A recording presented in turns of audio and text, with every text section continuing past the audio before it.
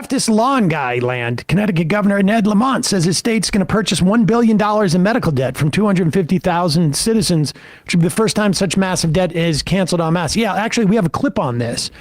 This is really interesting. The Connecticut is able to buy $1 billion worth of debt for something like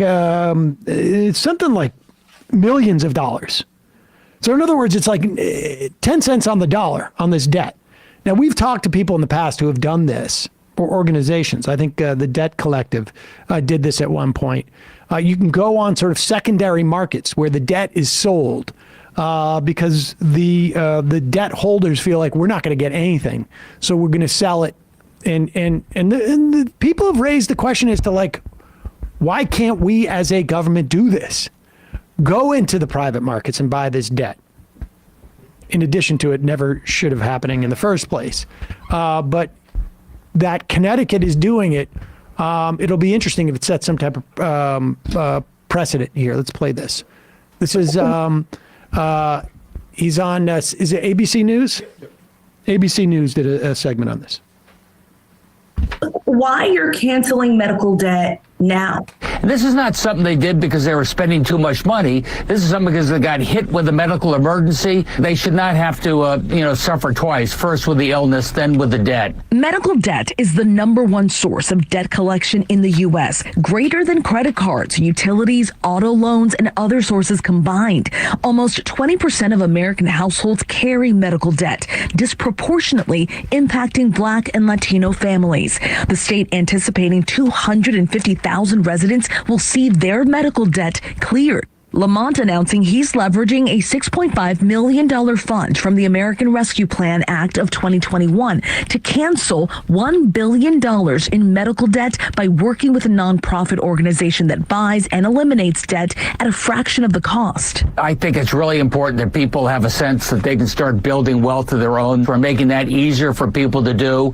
And the best way to start is eliminate the debt you got. Eligible families include those whose medical debt equates to 5% or more of their annual income, or whose household income is up to 400% of the federal poverty line.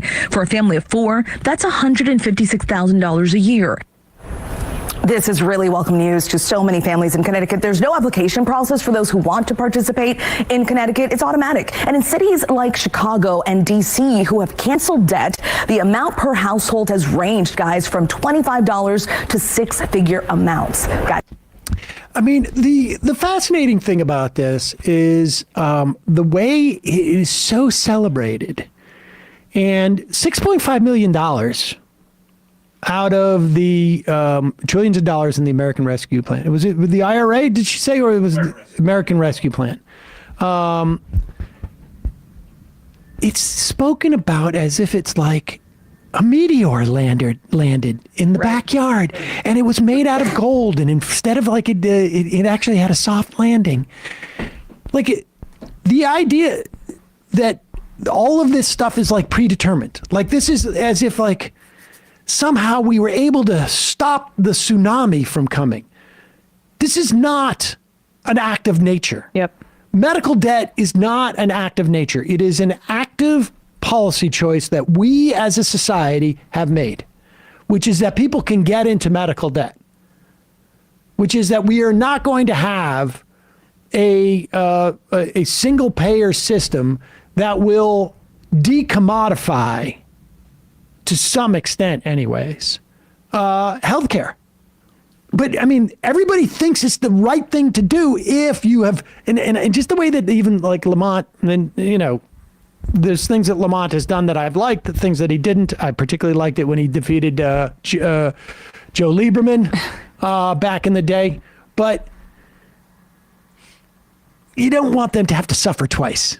Well, how about you don't want them to suffer once? I mean, obviously, like the health stuff, but why should you have this debt, period? It's a good thing that he's doing it, but I hate the framing, as you say. It's a choice. It's a choice for medical debt. It's a choice for student debt too. And we could eliminate all of these kinds of things. And it's just also a good reminder to put into context that we wouldn't have this kind of problem under a single payer universal healthcare system. These are all series of choices that we've decided to make. And like, it's basically punishing people for not being able to navigate the system in the way that is determined. I mean, it's amazing how like we structure society in this unequal way, and then all of the social sanctions and the assumptions about people's morality flow down from there. It's really sick. I mean, it's to torment people toward labor, and we're so disgusting in this country that we want to use people's disease as a leverage point for that. It's well known, like Journal of Clinical Psychiatry, people with debt burden significantly more likely to attempt suicide. And, you know, I absolutely appreciate their saying, you know, we're going to want to build wealth and help people show that we can do this. But this is actually about taking people out of a pit that is ruining their lives when they look at these kind of dollar amounts. And like the best advice is like, don't pay it. If you like, I think it's so sick. It should be, all this stuff should be worthless because nobody should pay it. But the logic behind him, like we want people to be able to build wealth, is exactly the logic you would also have for education debt. Like that logic is exactly the same. It's just that there is some type of like moral difference in the mind of our society that, well, you know, you can't control whether you get cancer or not, and so you shouldn't have to have debt. But you could control if you decided that you wanted to try and educate yourself. And since you decided you wanted to do that, you brought this on yourself. Now, of course, that's not something that someone who's wealthy doesn't have to make that decision, right? Like, that's just off the table. I don't need to decide that I'm going to threaten my ability in the future to make money or to build a family or to have a home or whatever it is. If I'm wealthy, I don't have to, that's off the table. I don't, you know, somehow that's morally, it's just neutral. I mean, I didn't have to face that. But if you're faced that because of the way our system is structured, then you are morally responsible. I mean, this is where I think a lot of that starts to break down, and you start to realize, like, it's just a choice. Well, aside from that, it's just a choice. But we justify it with some type of sort of like moral hierarchy as to like in which circumstances should you be responsible for debt. And the idea that this country has been able to move getting higher education, right? I mean, we don't do this with high school.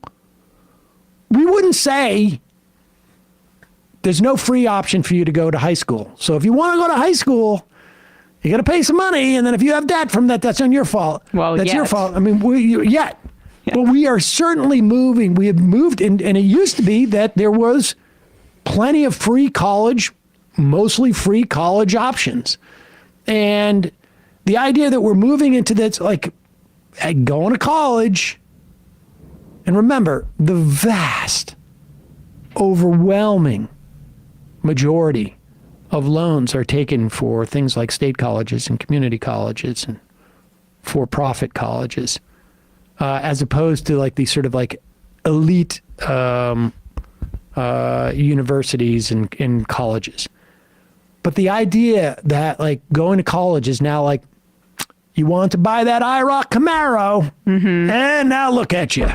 I mean, that we have been able as a society to sort of like start to slide that notion of college into, and the reason is that we've done that, I'm convinced, is because not that college is necessarily more attainable financially speaking, but aspirationally, we have opened the door to different groups of people.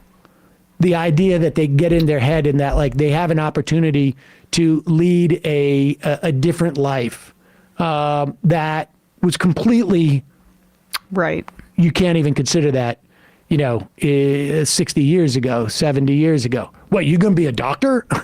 No, yeah, let's put some more brakes on the car, right? Like. Well,